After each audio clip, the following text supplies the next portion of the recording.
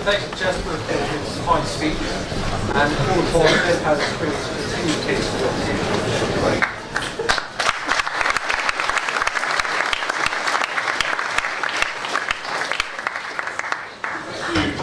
Mr. President. It's Freshers' Week this week, is it? So are any of you actually going to remember what went on this evening? Are we wasting our time here, I wonder? But I hope we can at least imbue something in your subconscious. It's an honour to be here this evening in an institution and among fellow esteemed guests that offer such boundless evidence of the uniqueness and greatness of our country, and therefore the nation state, and in a week too, where our great England national team smashed the Titans of Malta, and our pound had the good sense to devalue, to promote British trade. Truly, we are blessed. But why have we been so blessed? Well, from the aftermath of the 30 Years' War, when 6 nations sat down in Westphalia in 1648, they created a continent and a system of governance that would go on to dominate the world until today, the nation state. From this foundry, Hobbes wrote his Leviathan, identifying the social contract and bringing to an end the barbarism of war of all against all. This gave nations and their peoples identity, language, focus, context, clear governance, and therefore the birth of accountability of government. And from here, wealth and stability, the like of which humanity had never before known, flowed. Now, 1648 was admittedly a fair while ago. So because it was so far back in time, is it therefore necessary to move on again, as we once moved from peoples to nations? Is it necessary to move from nations to one world, one universe, one dimension? I studied for my undergraduate degree in France, among a student body, half of whom were headed to the European school in Bruges. And when they got there, I went to visit. Bruges is the principal feeder school for those who wish to work in the European Union. And they were being taught the post-nation state model of international affairs. And they were being trained how to implement that model. And 2 things struck me. One, the realization for the first time that the movement to end the nation state was not merely pontification, it was moving to active implementation.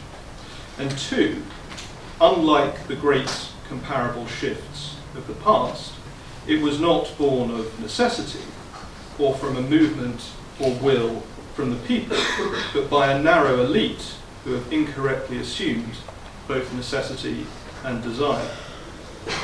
I watched last week, in fact, the film Independence Day Resurgence, and it was awful. I don't know if you've seen it, Peter?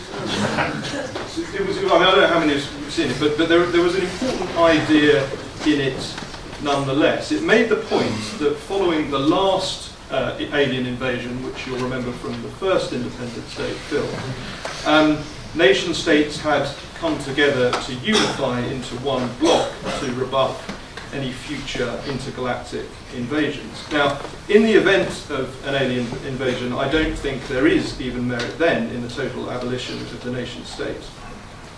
But even as a terrible film, Independence Day Resurgence, presented, that is the sort of catalyst that I believe would be necessary to require a change in thinking on our current model. The model that has given us all we have. No such necessity exists. And as with the idea of the abolition of the nation state, I believe it belongs to science fiction rather than present fact. Beyond identity, family, sense of place, structure, the nation state has given us an organised system of competition between states, which, yes, has led to conflict, but has also led, far more significantly, to great wealth, ingenuity, trade and diversity in the world. That Europe has the densest collection of nation states presents no coincidence that it is also the cradle of civilization. In the same edition of The Guardian, I read a scathing attack on Britain and its institutions, only to turn to find the travel section praising the wonderful untouched nature of a typically Italian village. I have found the greatest advocates of the abolition of the nation state are actually those who have drunk the deepest from its many benefits. A natural product of the accountability that the national structure presents is also democracy. And I'm a great believer that democracy is the most relevant and accountable when it is at its most local. And much as we have seen it bemoaned by the proposing side this evening, this was the failure of the European Union, at least in Britain, to give us representation, to give us accountability without being remote from our people. In conclusion, it may be the case that in 100, 1,000 or 10,000 years' time, facing an alien invasion, hopefully better choreographed than in Independence Day resurgence, we may return to this debate.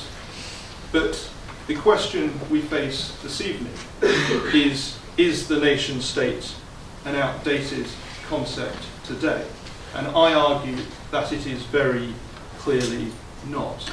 As Churchill once said, do not let bold and spacious plans for a brave new world distract your attention from the great value and defence that is required of what you have and hold today. I therefore implore you to vote against the motion. Thank you.